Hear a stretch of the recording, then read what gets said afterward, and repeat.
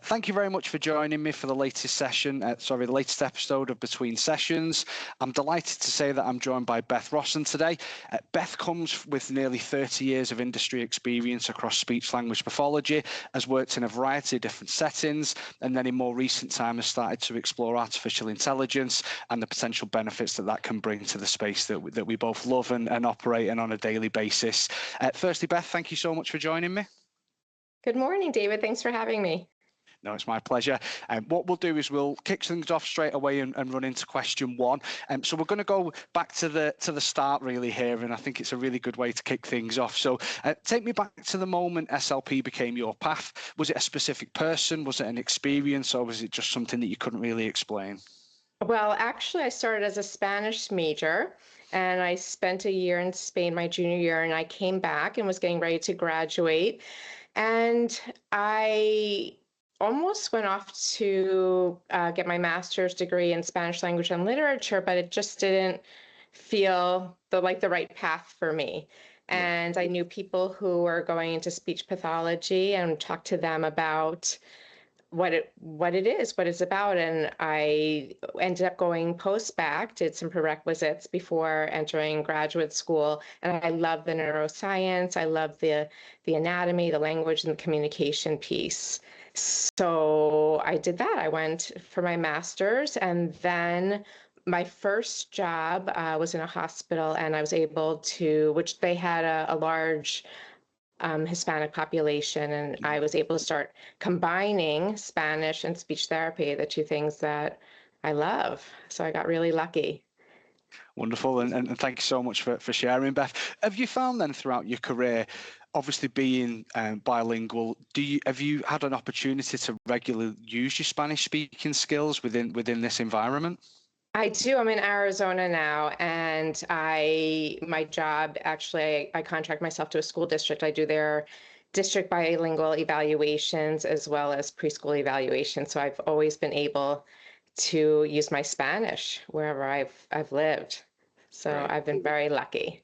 Okay, thank you very much. And moving on to question two, just for one moment, strip away the challenges. On its very best days, what is it about the work that makes everything worth it?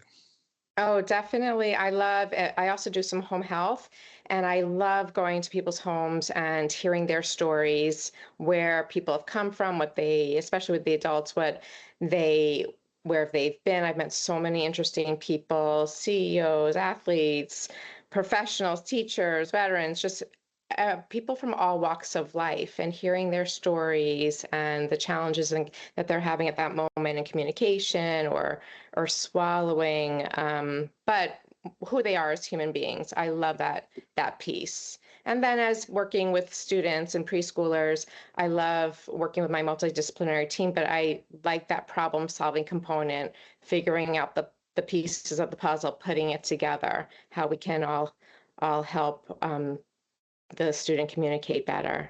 So I love that puzzle piece. It's probably a difficult question to answer. Yeah. Given that you've had a chance to work in so many different settings and had exposure to a variety of different patients, age groups and everything, if you had to pick one, is there an area that you gravitate more towards? I know home health's obviously a passion for you, isn't it? Is there a certain one that you would say you personally gravitate to? It probably depends on the day, I think. That I guess, I mean, I love my little preschoolers just starting out in life. Yeah. And like I said, figuring out the pieces of the puzzle to be able to send them off for success. So Brilliant. Those little ones are pretty special. Okay, thank you. And question three, if you could change one thing about the SLP profession in the US, something right now that you really think would have a huge impact and genuinely move the needle, what would it be? So I think and maybe embracing AI more.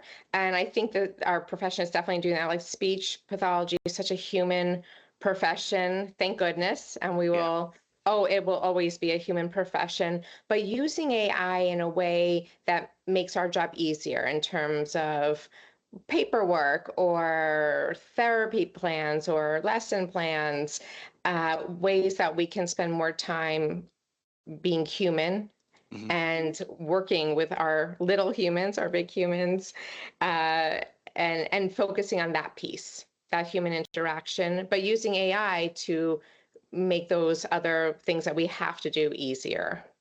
Yeah, I think it's a brilliant point, Beth. I really do, and I know there's an element of fear maybe with the adoption of AI specifically within the industry, and you made the point yourself that this is a human-based position that's never going to change. The patient interaction, the day-to-day work, the part of the job that most SLPs fundamentally enjoy, and the reason they got into it will always remain as a human-to-human contact. But I think if we can try and reduce the administration, the downtime, the bits between the actual senior patients, and use AI to support that, I can only see positives in that. I think all that can happen is benefit to the industry, in all honesty.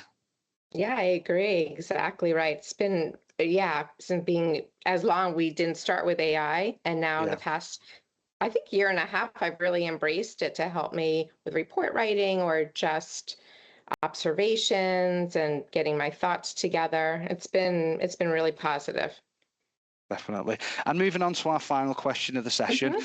Someone brilliant is sitting on the fence. They're considering moving into speech-language pathology, or maybe they're 6 months into the clinical fellowship, questioning everything that they're doing on a daily basis. Right. What would you want them to hear from you right now?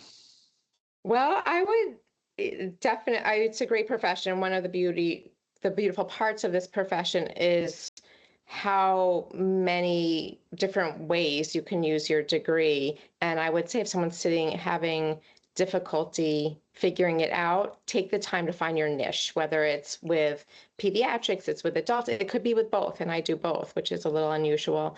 Or if you love swallowing, if you love working with students with autism, or voice and fluency. There are so many facets to speech therapy that I would recommend if you haven't found it yet, take your time, explore until you find your niche, because you will find your niche and figure out where you fit in this very broad profession, but it's such a rewarding profession at the same time. Perfect. Thank you so much, Beth, and thanks for your insights through the questions. One lasting point, if you were to give, I guess, a piece of advice or a little anecdote to anyone that's watching and listening to the episode today, what would that be? Well, I definitely would say be flexible. And you're thinking, someone just asked me that recently, do you have any advice for a preschool evaluation? And I said, absolutely be flexible in your thinking. I'm open to what information do I need? How do I get it? If my little preschooler is jumping up and down, or I don't need him to be a duck in a row or sitting in a chair, I just need to get the communication information, and I don't care how I get it, whether he's rolling on the floor or she's rolling on the floor, they're jumping up and down, running around the room. Let the person be their human being in all their glory, and just be flexible with patients or students or whoever you're working with or your clients. Great advice, Beth. Thank you so much for joining me for today's episode. It's been brilliant to have somebody on that's got the depth of experience that you have, Beth, and as we've touched on as well, the fact that you've worked across so many settings, worked across all age ranges as well. It's great to get somebody with such versatility in their background on the session. So thank you so much for coming on. Thank you for having me, David. It was a pleasure.